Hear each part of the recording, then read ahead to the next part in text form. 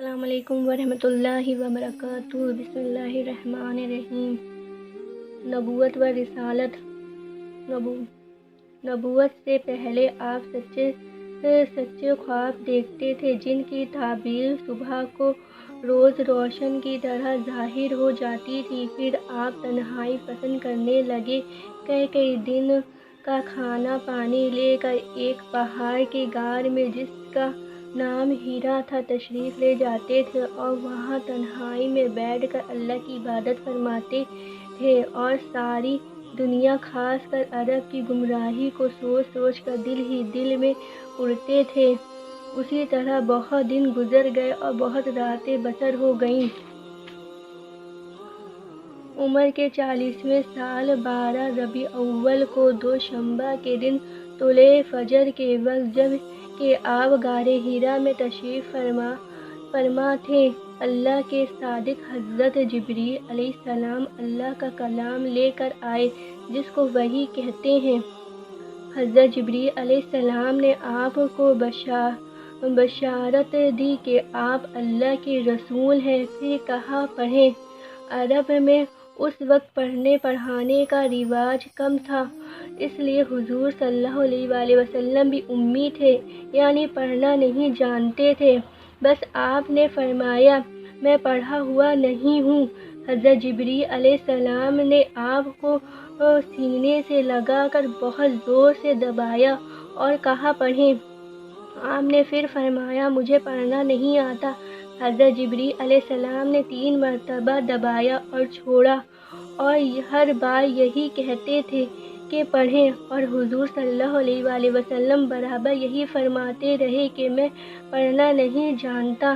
آخر جبریل علیہ السلام نے کہا، پڑھیں۔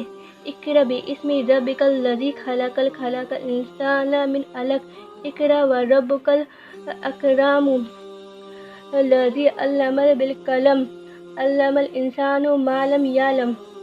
ترجمہ: اپنے اس خدا کا نام پڑھیں جس نے مخلوق کو پیدا کیا اور انسان کو پیدا کیا خون کے لوتھڑے سے۔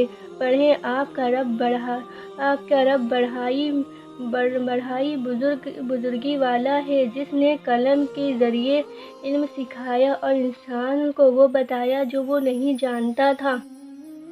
اس وحی کا نازل ہونا تھا کہ حضور صلی اللہ علیہ وسلم پر رسالت کا بوجھ پڑ گیا، اور آپ خوف و ہیبت سے کانپ اٹھے، اور ہے بھی یہ بات کہ سینکڑوں برس کے گمراہوں کو راہ پر لگانا اور سینکڑوں بتوں کے پجاریوں کو اللہ کا خالص بندہ بنانا آسان کام نہیں ہے۔ بس آپ گھبرائے ہوئے گھر تشریف لائے اور اپنی سچی ہمدرد بیوی سے تمام واقعہ بیان کیا۔ بی بی خدیجہ رضی اللہ عنہا نے عرض کیا کہ حضور صلی اللہ علیہ وسلم، آپ پریشان کیوں ہوتے ہیں؟ آپ تو غریبوں کی ہمدردی کرتے ہیں، بے کسوں کی مدد فرماتے ہیں، مصیبت زداؤں کی غمخواری کرتے ہیں۔ اللہ آپ کو رسوا نہ کرے گا۔ پھر وہ آپ کو اپنے چچا زاد بھائی ورقہ بن نوفل کے پاس لے گئیں۔ ورقہ بن نوفل اپنے دین و مذہب کے بڑے عالم تھے۔ توریت انجیل ان کی نوک زبان تھی۔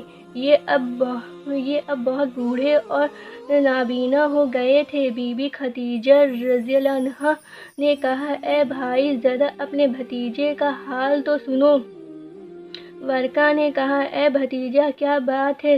تم نے کیا دیکھا، کیا سنا، اور تم کو کیا پیش آیا؟ حضور صلی اللہ علیہ وسلم نے غار حرا کا تمام ماجرا کہہ سنایا۔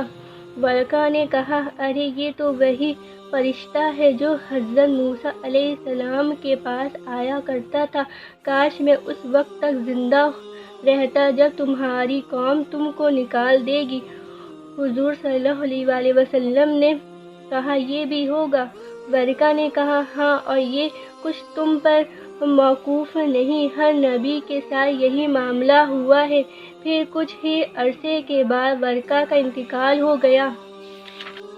مکہ میں بلکہ کل عرب میں صدیوں سے کفر اور شرک کی وبا پھیلی ہوئی تھی اور ہر شخص اس میں مبتلا تھا۔ اب ان کو ایک دم راہ رسالت پر لانا اور کھلم کھلا پیغام حق پہنچانا بڑا مشکل کام تھا، اس لیے آپ نے مخفی طور پر جس میں صلاحیت دیکھی اس کو آہستہ آہستہ اسلام کی دعوت دی۔ سب سے پہلے آپ کی شریک زندگی، رفیقہ حیات، سچی ہمدرد جانثار بیوی نے آپ کی آواز پر لبیک کہا اور سچے دل سے اسلام قبول کیا۔ مردوں میں آپ کے بچپن کے دوست، تجارت کے ساتھی حضرت ابوبکر صدیق رضی اللہ عنہ سنتے ہی آمنہ صادقانہ بول اٹھے اور ایمان لے آئے۔ لڑکوں میں آپ کے محبوب چچا ابو طالب کے بیٹے علی مرتضیٰ رضی اللہ عنہ ایمان کی دولت سے مالا مال ہوئے۔ خامندوں میں حضرت زید بن حارثہ فوراً ایمان سے مشرف ہوئے۔ پھر بی بی آمنہ کی وفادار باندھی ام ایمن نے اسلام قبول کیا۔ رفتہ رفتہ دھیرے دھیرے اسلام کی آواز لوگوں کے کانوں میں پڑنے لگی اور صدائیں حق اٹھ اٹھ کر فضا میں گونجنے لگیں۔ لوگ اس نئی آواز سے کچھ مانوس ہونے لگے اور روشن دل والے اس کو قبول بھی کرنے لگے، لیکن جن کے دلوں میں کجی تھی وہ اس آواز پر غصے کے مارے بے تاب ہو گئے اور بہت ہی تلملائے۔ بات یہ ہے کہ ان کے دلوں میں بتوں کی محبت ایسی رچ بس گئی تھی کہ وہ اس کے خلاف سن ہی نہ سکتے تھے۔ تبلیغ دھیرے دھیرے اپنا کام کر رہی تھی، لوگ چپے چپے مسلمان ہو رہے تھے۔ اللہ تعالیٰ کا فرمان نازل ہوا، یا ایھا المدثر قم فانذر وربک فکبر وثیابک فطہر والرجز فاہجر۔ اے کپڑے میں لپٹنے والے، اٹھو، پھر کافروں کو ڈراؤ، اپنے رب کی بڑائی بیان کرو اور اپنے کپڑے پاک رکھو اور بتوں سے الگ رہو۔ اس فرمان کے نازل ہونے کے بعد آپ پر فرض ہو گیا کہ آپ اس کام میں پوری کوشش کریں، خواہ کسی کو برا لگے یا بھلا۔ چنانچہ آپ نے اور حضرت ابوبکر صدیق رضی اللہ عنہ نے ایسے لوگوں کو چنا جو نیک فطرت اور سمجھدار تھے۔ چپکے چپکے حق کا پیغام سنانا شروع کیا۔ حضرت ابوبکر صدیق رضی اللہ عنہ کے سمجھانے بجھانے سے حضرت عثمان بن عفان، حضرت زبیر، حضرت طلحہ، حضرت عبد الرحمن بن عوف اور حضرت سعد بن ابی وقاص مسلمان ہوئے۔ کئی غلام بھی مسلمان ہوئے، مثلاً حضرت عمارہ بن یاسر، حضرت خباب بن ارت، حضرت صہیب رومی، حضرت بلال رضی اللہ عنہ۔ اب مکہ میں روز بروز کوئی نہ کوئی ضرور مسلمان ہوتا تھا۔ 3 سال تک برابر خفیہ طور سے تبلیغ کا کام ہوتا رہا اور لوگ دھیرے دھیرے اسلام کے حلقے میں داخل ہوتے رہے۔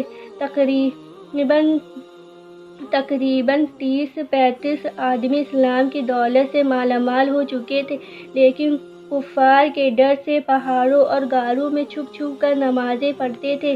کعبہ کے قریب ایک گلی میں حضرت زید بن ارقم کا گھر تھا۔ یہ سچے اور پکے مسلمان تھے۔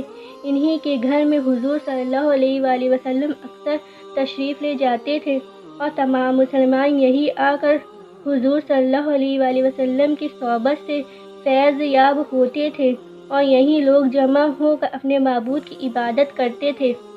آج کے لیے بس اتنا ہی، ہم ملیں گے آپ سے نیکسٹ پارٹ میں۔ ویڈیو اچھی لگے تو لائک کریں، شیئر کریں، سبسکرائب کریں۔